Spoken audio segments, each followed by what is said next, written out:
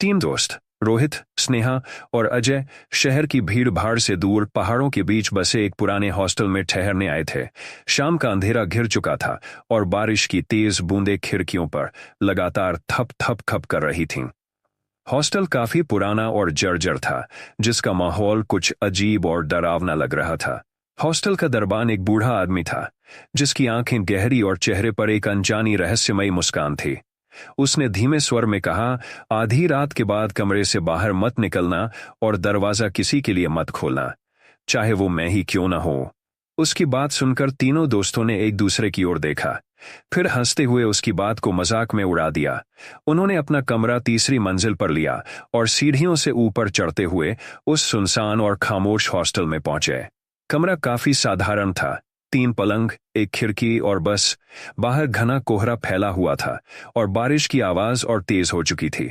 कमरे में आते ही अजय ने स्नेहा और रोहित को डराने के लिए हॉस्टल से जुड़ी डरावनी कहानियां सुनानी शुरू कर दीं। गायब हो चुके मेहमानों की, चलती फिरती परछाइयों की और दरवाजों के पीछे छिपे अनजाने खतरों की। स्नेहा पहले से ही घबराई हुई थी, लेकिन रोहित ने उसे मजाक में उड़ा दिया। आधी रात होते होते कमरे में एक अजीब सी बेचैनी महसूस होने लगी। तभी दरवाजे पर जोर से दस्तक हुई। स्नेहा चौंक गई और रोहित ने अजय की ओर देखा। शायद दरबान है, देख लो।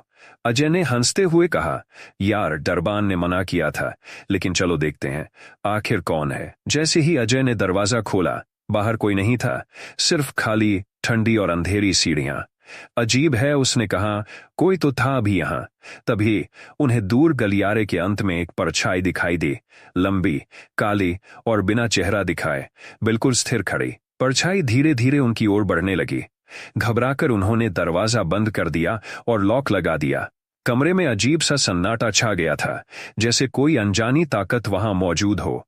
तभी दीवारों से दस्तक की आवाजें आने लगीं, पहले धीमी, फिर तेज। स्नेहा डर के मारे रोने लगी। हमें यहां से निकलना होगा। लेकिन जब वे दरवाजे की ओर बढ़े, तो दरवाजे के बाहर से किसी के खुरदुरे कदमों की आवाज आने लगी, जैसे कोई धीरे धीरे उनकी ओर आ रहा हो। अचानक खिड़की जोर जोर से हिलने लगी और बाहर एक सफेद चेहरा दिखाई दिया, बिल्कुल बिना आंखों का, डरावनी मुस्कान के साथ। रोहित ने चाबी उठाई और दरवाजा खोलकर भागने की कोशिश की। तीनों भागते हुए नीचे की ओर सीढ़ियां उतरने लगे, लेकिन हॉस्टल का मुख्य दरवाजा भी बंद था। उन्होंने दरबान को खोजने की कोशिश की, लेकिन वह कहीं नहीं मिला। दरवाजा खींचने की कोशिश की, पर वह जंग लगे ताले की तरह जकड़ा हुआ था। अजय को याद आया कि उन्होंने किचन के पास एक दूसरा दरवाजा देखा था। वे तीनों वहां भागे, पर जैसे ही उन्होंने दरवाजा खोला, बाहर कुछ भी नहीं था, सिर्फ एक अनंत अंधकार।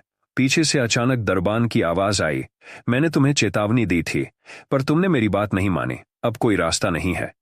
तभी उन दस्तक की आवाजें फिर से सुनाई देने लगीं, इस बार और ज्यादा तेज और करीब से। कुछ भारी चीज उनके पीछे खिसकती हुई आ रही थी।